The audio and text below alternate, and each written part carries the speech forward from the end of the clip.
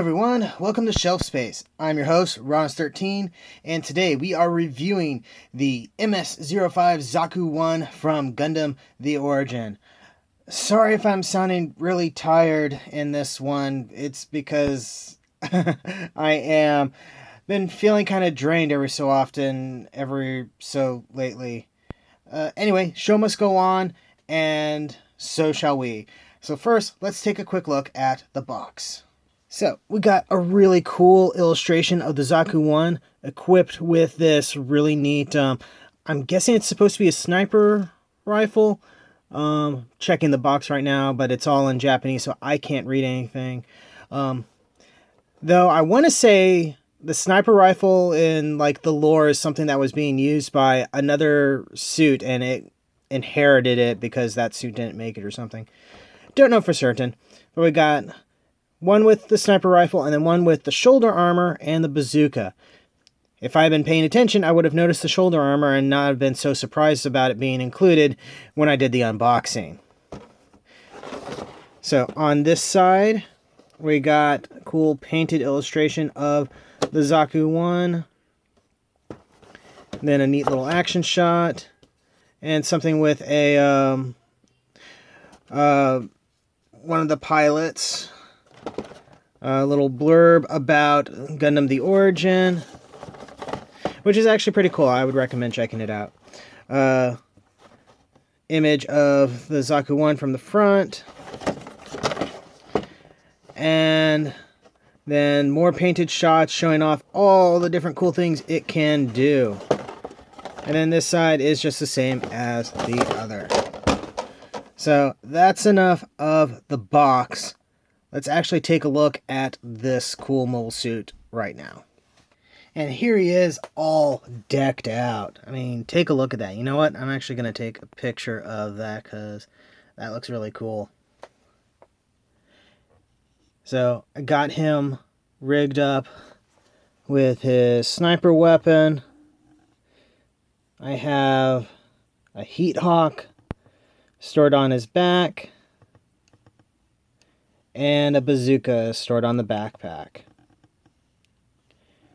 And that's not even everything he comes with.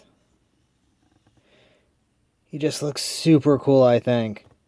Maybe I'm spouting that off too early in the review, but as I mentioned before when I did the Cecilia Forces version, this is a really good kit, and it comes highly recommended. So, since this is just a version of it, I can highly recommend this one too. So, yeah, I guess let's do articulation real quick. We'll start with the head. So, we'll take a quick look at the head. Very nice sculpted detail on there. I used Gundam marker to bring out the panel lines, as I usually do. And it just looks really cool. Since this is the regular version, he doesn't have the fancy little crest bump thing that the Cecilia Forces version had. Articulation is your standard sort of double ball socket joint thing. So you got the turkey neck thing going on. And you can fully rotate things around. You can look up at least a little bit, but actually not too bad.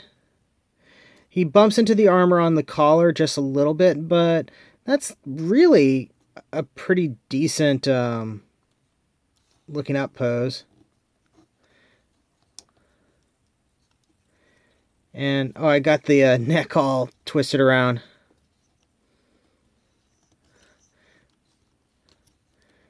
Well, that's a thing.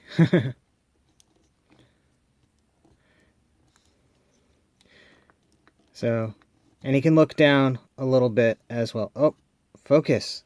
Focus. Why are you losing focus? Weird. Anyway. Okay. That's enough of the head. Let's look at everything else. So I'll make this real quick since we've already kind of seen it before with the Cecilia Forces version. But arms are on for the shoulder. A really nice butterfly joint with a little bit of bend here at this armor point as well. and then a bend here at the ball cap, or at the poly cap, and then at this ball socket joint as well. So he can really put his arm in front of him. It looks a little weird from different angles. And it should be noted that because of the shoulder armor here, this arm isn't quite as good as the other one. Elbow is double jointed to give you a full bend. That's amazing. Hands are on a standard ball socket joint, which allows for swapping them out because he does have extra hands. You got ab crunch and rotation around on a ball socket joint. You can kick up with the skirt armor moving out of the way. And that's about as high up as you're going to get, but that's still pretty decent. And even with the skirt armor moving like that, it's not too bad. Then you got a double jointed knee, but because of the armor, you do get restriction on there, but you get some really cool parts reveal with it. And that's just amazing to me. I really, really dig that. And the ankle is on a system of joints that allows for quite a range of movement. There's even jointing in the foot for like a toe joint or something like that right along here. But because of the way it's put together, you don't actually use it for anything. So I'm not entirely certain why they built it that way. Okay, and can't quite do the full splits, but it is an admirable attempt. Donk. Let's see what else. Thrusters are on a ball, so you can wiggle them around to your heart's content. And yeah, you can get some very, very cool poses from this guy. Let's see. The classic one is his shoulder rush thing. I love it. This is an example of a very well done HG 1144 scale kit. And we've already taken a look at some of the accessories, but let's go over them again real quick. We got the bazooka, which has a removable ammo clip, magazine, cartridge, 8-track thing. This right here is the connector clip for the backpack. So you can attach it here or here on the 2 ports. It does have a little scope that moves around and has a little foil sticker on it.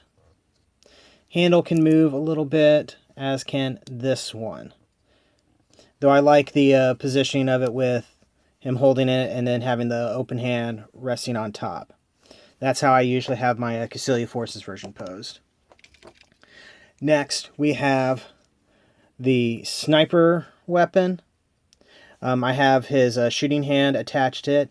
Sadly, the ammo clip, cartridge, magazine thing is molded inside, so it does not come out. It's just a part of the plastic. And the scope doesn't really move around, so there's no like extra features on this thing. It just looks really cool and is really big. One neat thing about it is that you don't get it on the bottom, but the way they built this thing is it's designed to have minimal visible seam lines. You get a little bit towards the back here, but where it would have been kind of noticeable in a pane, they designed it so that way this part just goes over the part that sandwiches on.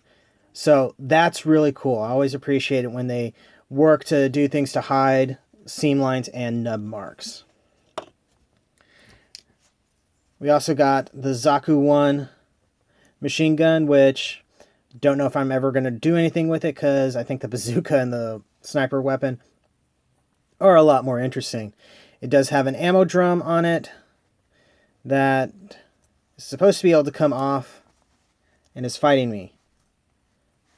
I know it comes off because it's a separate piece. What's it doing to me? There we go. So that's on there quite snugly. You also have, I thought there was more than this, but an extra ammo drum that's designed to go on, it's actually designed to go on the back skirt, but it does not stay in securely. Like, it's okay a little bit, but if you touch it too much or rotate it, it will just fall off, so I don't really care for it. I kind of like it on here, but it doesn't fit very well there either, unfortunately. In addition to the shooting hand, you have a regular holding hand for this arm. Right now I have just the expressive hand there. Oh, more weapon stuff, sorry. So you got a collapsed heat hawk for storage, so it has the peg on it. It's designed to go on the side skirt, but it does a really poor job of that, if you ask me, because it just sticks up and gets in the way of everything. I really like having it on the back there. I think that looks cool. It looks like it'd be easy for him to just sort of reach back, grab, and pull out. And yeah, so if I ever display one of these things with the heat hawk, it's going to be stored back there. Speaking of the heat hawk, oh, I changed its center of gravity. There we go. Here's one that's basically in an activated form. So if you look, the blade is extended out and the handle has extended out as well. And this just slides into the hand like so.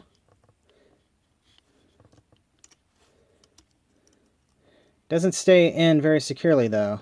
Huh. There you go.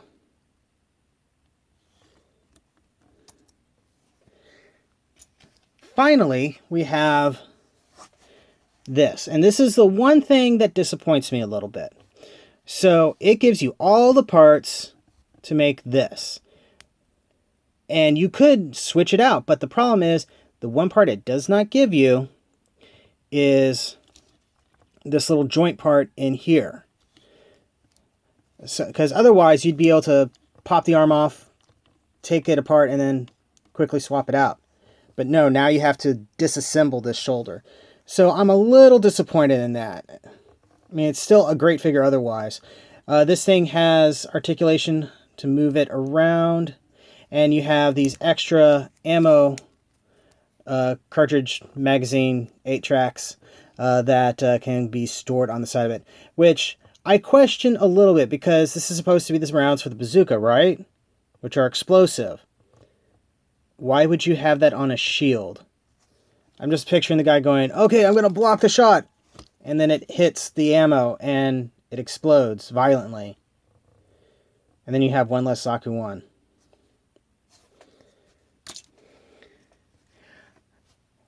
We also have this little part, which is, oh, having trouble focusing, is for doing the version of the shoulder without this thing. So that way you have a perfectly smooth rectangle. We use that in the Cassilia Forces version, if I remember correctly. There are some unused stuff. So let's take a quick look at that. So on this runner right here, we have a Zaku II chest. And I think these are supposed to be the knees and elbows for the Zaku II as well. Though, really, it looks like you could probably switch these out. I almost thought about doing that because I kind of like the idea of this guy having different color knees and stuff. Makes me think of elbow pads or something. I don't know if the elbow ones will work as well, though, because it does look like it is a slightly different shape. This one, though, it's like the exact same piece, just different color.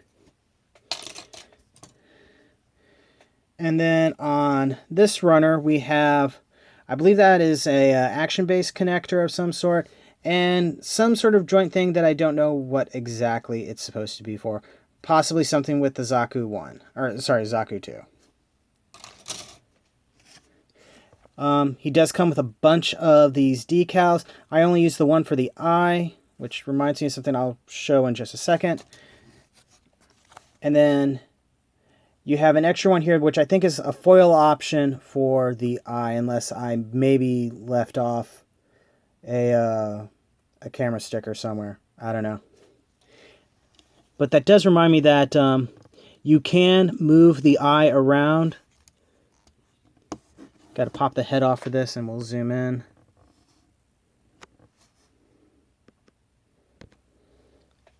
But there is a little notch there that you can just barely see, that you can use your fingernail or something to rotate, and you can move the eye around. Hold on, if it'll cooperate with me.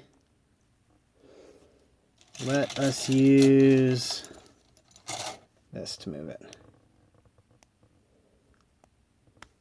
So yeah, there, now it's looking to one side, and now it's looking to the other. Not that you can see it because of the way the lights are.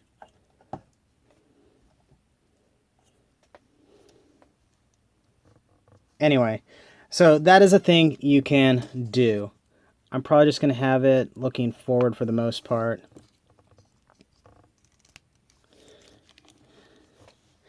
Whoop. So yeah, this is a really good kit. And just, it's an amazing piece of engineering. I cannot recommend this thing enough. Like I said with the Cassilia Forces version, this has become one of my favorite suits. Oh, Cassilia Forces version. I actually brought that with me from my work. So let's take a quick look at it together.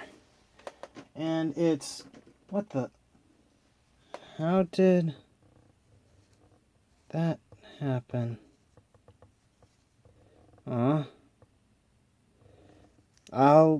Guess I'll fix that later.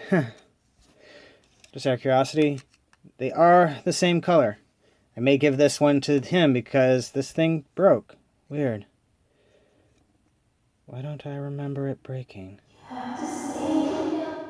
What's going on? Anyway, so the main differences between the two, let's get ourselves into position, is the shoulders and the head. The head has this special little crest on it, and even then that's just this little top part of the helmet as a separate piece. And then the shoulder has that smooth part that I was telling you before. Well, I say smooth, mine has horrific nub arcs on it because I'm still a noob at this kind of stuff. It is kind of cool to see them together though.